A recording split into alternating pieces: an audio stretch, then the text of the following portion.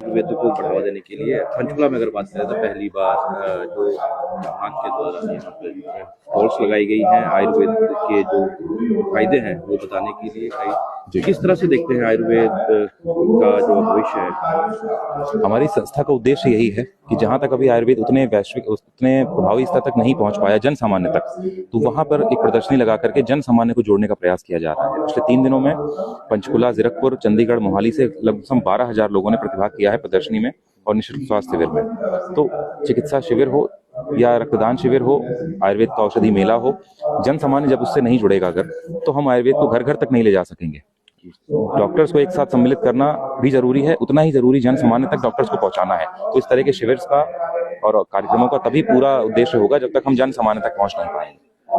ये भी कहा जाता है कि आयुर्वेद का जो प्रभाव है वो बहुत धीरे धीरे होता है। अगर ट्रीटमेंट की बात की जाए तो उसको लेकर भी कई भ्रामक लोगों में है।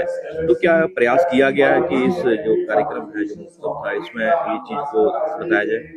101% किया गया है। बहुत सारे वर्कशॉप्स कंटेंट हुए हैं यहाँ पे, जिन वर्कशॉप के माध्यम से ये भी बताया गया कि जिन बीमारियों में एलोपैथी या मॉडर्न मेडिसिन में बहुत लंबा समय लगता है, वो 7 से 14 दिन में उनका असर यहाँ शुरू हो जाता है। एग्जाम्पल के तौर पर अगर आपको उदाहरण में बताऊं तो जो त्वचा की बीमारियां हैं, स्किन डिसऑर्डर्स हैं, उसमें एलोपैथी में लंबा समय लगता है। वहीं जब हम यहाँ पे वमन और वेरिएशन कराते हैं तो वो उसका तुरंत रिजल्ट हमें मिलता है। तो ऐसी ढेर सारी बीमारियां, ढेर सारी चिकित्सा पद्धति पंचकर्म के माध्यम से, औषधि के माध्यम से वो आयुर्वेद में हैं, लेकिन उसको जनमानस तक ले जाना हमारे लिए एक बड़ा काम है। तो वो आयोजन का प्रयास है।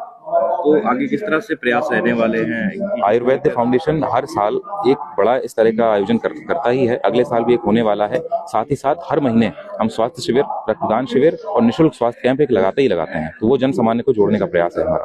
तो यहाँ पर जो स्टॉल्स लगाई गई है, क्या कहाँ से लोग इसमें कौन सी, अगर डॉक्टर्स की बात करें, स्कॉलर्स की बात करें तो देश भर से आए हुए हैं। 40% उसमें साउथ स्टेट्स के लोग हैं, बाकी सेंट्रल इंडिया और बाकी जगहों से आए हुए हैं। इंडस्ट्री लीडर्स में जितनी बड़ी इंडस्ट्रीज हम देखते हैं, मुल्तानी है, उसके बाद झंडू, वैद्यनाथ, कोटकल, वैद्यरत्नम, सब साउथ की कंपनीज हैं। कुल मिलाकर 80 कंपनियों ने पार्टिसिपेट किया है, जिसमें उनका फ्री हेल्थ कैंप था। सबने अपने डॉक्टर्स बैठाल करके जन सामान्य से जितने भी लोग आए हुए थे उनको सबको एक फ्री कंसल्टेशन भी दी है।